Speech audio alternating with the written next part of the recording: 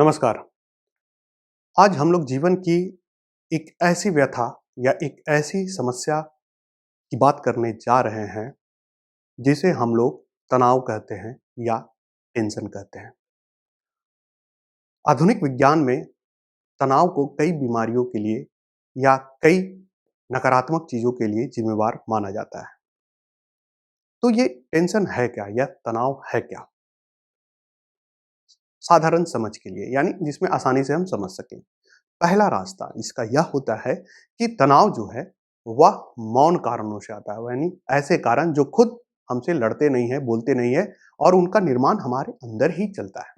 जैसे कि काम ना करने का तनाव, काम में पीछे रहने का तनाव, कुछ अर्थ उपार्जन ना हो पाना उसका तनाव, कभी-कभी परिस्थितियां यानी लेट से दफ्तर पहुंचने का तनाव या कभी-कभी बहुत ज़्यादा खर्चा करने के बाद तनाव, यानी वह वो कारण है जिसमें जो इस कारण से हमें तनाव हुआ है उसकी ज़िम्मेवार हम स्वयं होते हैं या हमारे अंदर ही होता है या हमारे वो कहते हैं ना जीवन प्रक्रिया या जीवन प्रणाली से ही वो निकलता है।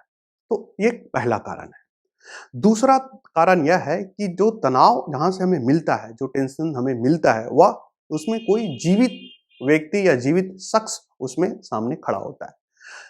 इस तरह के तनाव में हो सकता है कि हमारे परिवार से ही कोई हो, हमारी पत्नी हो, हमारे बच्चे हों, हमारे भाई हों या हमारे कोई अग्रज हों। और कई बार वह हमारे जहाँ पे हम काम करते हैं, हमारे कार्यस्थल पर कोई हो सकता है जो हमें तनाव दे। वो हमारा बॉस हो सकता है, हमारा सहपाठी या समकक्षी हो सकता है या हमसे नीचे काम करने वाले लोग हो सकते हैं। तो दोनों से कैसे बचा जाए या कौन से रास्ते अपनाए जाएँ कि दोनों तरह के तनाव हम पे इतना हावी ना हो कि हमारी दिनचर्या बदल जाए। हम अपने आप में इस तरह से तनाव ले लें कि किसी से ना बोल पाएँ, ना किसी से हँस पाएँ, ना किसी से साधारण व्यवहार कर पाएँ या न्यूनतम लेवल का जो व्यवहार है वो भी हमारे अंदर ना रहे। तो ज़ाहिर-सी बात है दोनों तनाव अगर कहीं न कहीं से उपजे हैं तो उनका अंत भी वहीं आपको मिलेगा। यानी कि जिन कारणों से तनाव हमें हो रहा है, उन्हीं कारणों से यह हल भी होगा या उन्हीं कारणों से ये बचा जा सकता है। सबसे पहले काम को अगर तनाव मिटाने की बात करें, मौन कारणों में अगर हम बात करें, जो कि हमारे सामने दुश्मन बन के खड़ा नहीं है।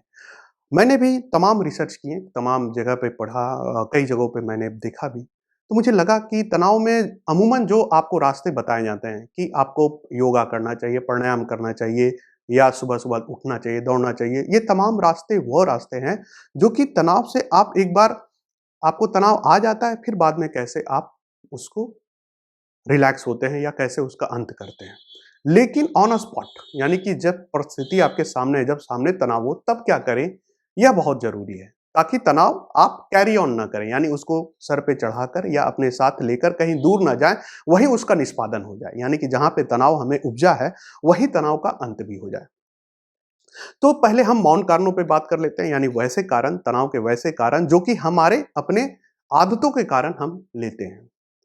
अब काम का निष्पादन सबसे पहले काम का बंटवारा हमें करना चाहिए। अगर हम ऑफिस में काम कर रहे हैं, अगर हम पढ़ाई कर रहे हैं और हम घर पर भी हैं, तो जो काम जहाँ है उसे वहीं निपटा कर और उसे वहीं पे छोड़ देना ज़्यादा अच्छा। उसे साथ लेके चलना ज़रूरी नहीं। दफ्तर अगर आपका 5 बजे या 4 बजे खत्म होता है, तो आप कोशिश करें कि दफ्तर का जो भी काम है, वह वहीं खत्म हो जाए। ताकि आप दफ्तर की लाइफ को अलग यूज़ कर पाएँ, एन्जॉय कर पाएँ और घर के लाइफ को और बीच के रास्ते का लाइफ को अलग एन्जॉय कर पाएँ।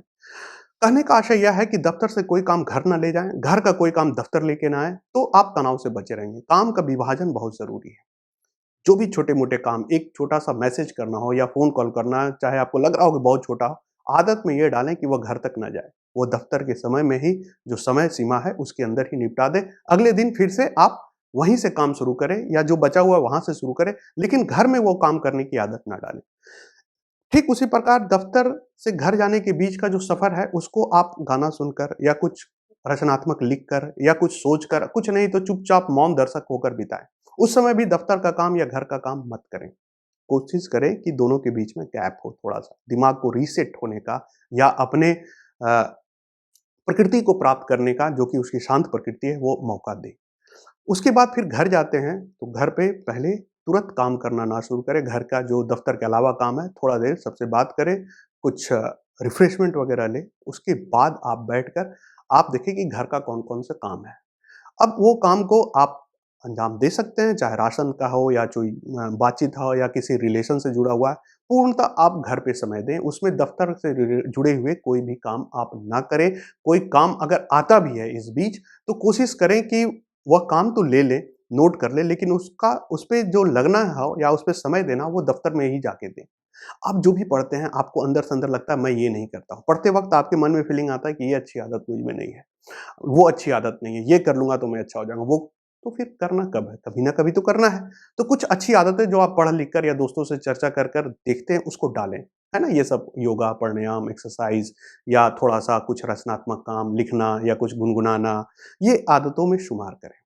इससे आपको यह लगेगा कि जब भी आप आर्टिकल पढ़ेंगे या कहीं न्यूज़ में देखेंगे या आपके दोस्त कुछ अच्छी आदतों पे बात करेंगे, तो आपको यह लगेगा कि आप भी ये आदतों का फ़ॉलो कर रहे हैं या आप भी इन आदतों का पालन कर रहे हैं। इससे आपके अंदर एक सकारात्मक विचार ये आएगी कि अब मुझे बीमारी नहीं आएगी या मैं काफ़ी मजबूती से हर परिस्थिति का सामना करूँगा। तो ये सकारात्मक विचार ही आपको हमेशा स्वस्थ बनाए रखेगा या खुश मिजाज बनाए रखेगा। उसके बाद यही आदत आपको फ़ोन से भी रिलेटेड करना पड़ेगा। यानी कि दफ़्तर के फ़ोन कॉल, दफ़्तर के काम फ़ोन दफ़्तर पे ही, पारिवारिक फ़ोन परिवार में ही करें तो ज़्यादा अच्छा है। यानी घर में आने के बाद अगर आपके दफ़्तर के दोस्तों का भी फ़ोन आ रहा है, तो उससे बचें। कोशिश करें कि घर में आपके पारिवारिक मित्र या पारिवारिक जुड़े हुए लोगों का फ़ोन आए या आप उनको फ़ोन करते हैं, तो ज़्यादा अच्छा। इससे आप जो बाहरी तत्व या बाहर से जो दबाव आते हैं, उससे बचेंगे और परिवार में यह लगेगा कि ये व्यक्ति जो है परिवार के प्रति समर्पित है। आपको भी यह फ़ील होगा कि मैं परिवार को अच्छा खासा टाइम दे पाता हूँ। तो आप खुश रहेंगे अंदर से, संतुष्ट भी रहेंगे। उसके बाद यह तो आपको कुछ मौन कारणों पर बताया। अब कुछ वैसे कारण जहाँ तनाव में कोई आदमी आपके सामने खड़ा होता है और आपसे लड़ाई कर रहा होता है या आप पे आरोप-प्रत्यारोप लगा रहा होता है। तो ऐसे परिस्थिति में क्या करना है? ज़ाहिर-सी बात है, ये परिस्थिति सबके जीवन में आता है और काफ़ी विकट परिस्थिति होती है जब सामने से कोई आप पे आरोप या कोई गुस्सा कर रहा हो, कोई चीख रहा हो, चिल्ला रहा हो और उसमें धैर्य बनाए रखना अ, बहुत मैं कहूँगा मुश्किल है, लेकिन नामुमकिन बिल्कुल नहीं। सबसे पहले अगर कोई आप पे आरोप लगाता है या प्रत्यारोप या कोई आप पे चीख रहा हो, चिल्ला रहा हो, तो आप शांत बने रहें, एक अच्छा श्रोता बने उस समय। ज़रूरी नहीं कि हर शब्द का जवाब दें, ज़रूरी नहीं कि हर बातों का जवाब दें। ये तो उस तरह से हुआ कि कोई गाड़ी तेज़ गति से आपकी ओर आ रहा है और आप खड़ा हो जाएँ उसके सामने कि आओ मारो, मैं देखता हूँ क्या करते हो, मुझे पास भी ताकत नहीं, इसमें आप अपना हानि कर बैठेंगे। कोशिश करें कि गाड़ी तेज़ गति से आ रहा है, आपको धक्का मारना है, आप थोड़ा-सा दाएँ हो जाएँ, थोड़ा बाएँ हो जाएँ, थोड़ा दौड़ लें, थोड़ा लुढ़क लें ताकि वो गाड़ी निकल जाए। तो आप तो तैयार नहीं है लड़ाई के लिए, है ना? मैंने बात किया कि तनाव में 2 परिस्थितियाँ होती हैं इंसान इस तरह के तनाव में, या तो आप ऑफेंसिव होते हैं या तो आप डिफेंसिव होते हैं।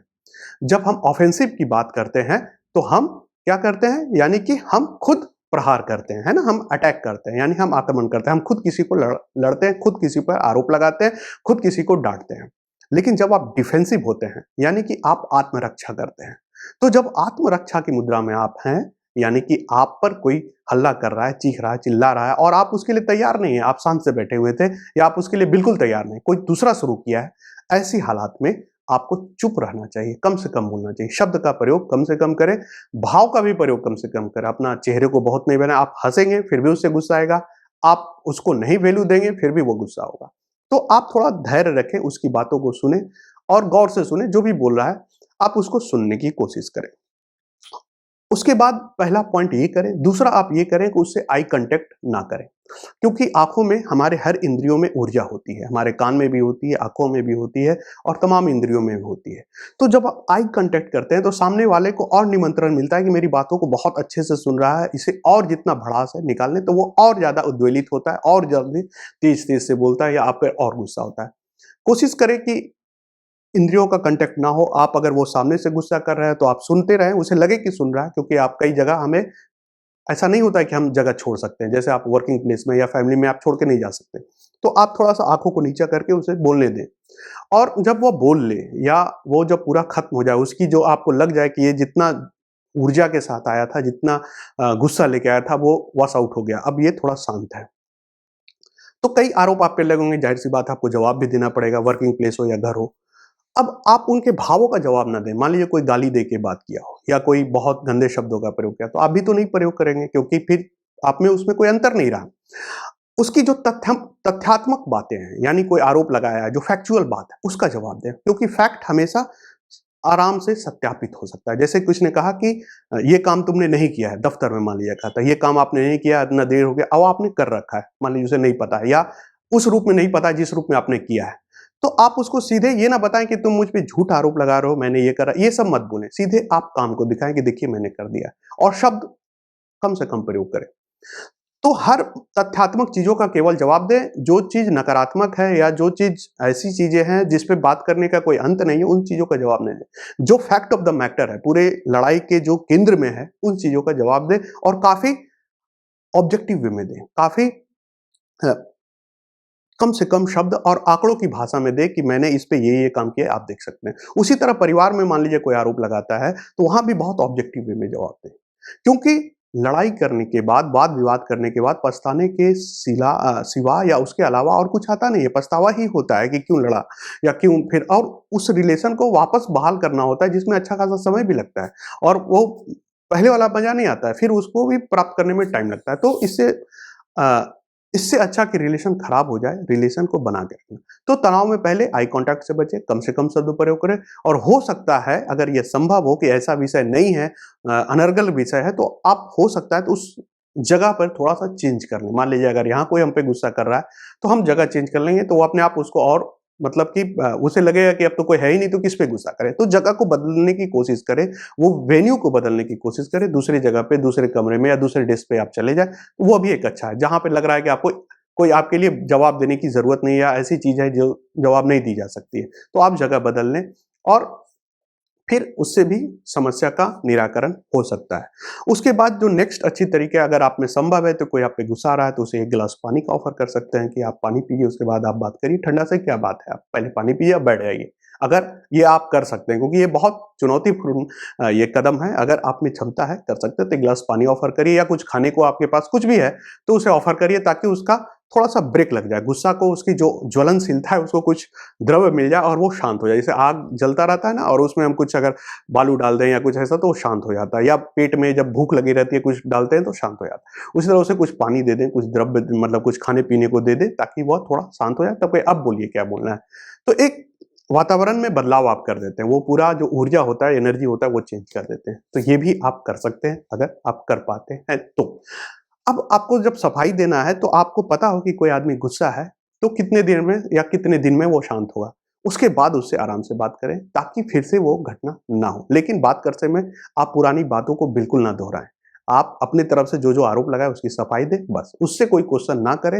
ये बहुत सकारात्मक तरीका है कि देखो, चलो जो हुआ सो हुआ, ये चीज़ें हैं जिसके लिए आपको गुस्सा आया। आप ये ना कहें आपने वो बोला, फिर वो चीज़ों को फिर से, वो कहते हैं ज़ख्म को जितना कुरेदेंगे ज़ख्म में उतना ही, आपके ज़ख्म से उतना ही रक्त का रक्त निकलेगा। तो अच्छा है कि उन बातों को ना उठाएँ। तो ये कुछ छोटी-छोटी टिप्स थी जिससे आप तनाव से बच सकते हैं और हँसते-मुस्कुराते रह सकते हैं, और रोज़मर्रा की ज़िंदगी में आप शांत हो सकते हैं, सकारात्मक हो सकते हैं, और आपके जीवन के लिए ज़रूरी भी हो सकता है। सो इन सब बातों के साथ ही इस वीडियो को अंत करने का समय आ गया है। नमस्कार।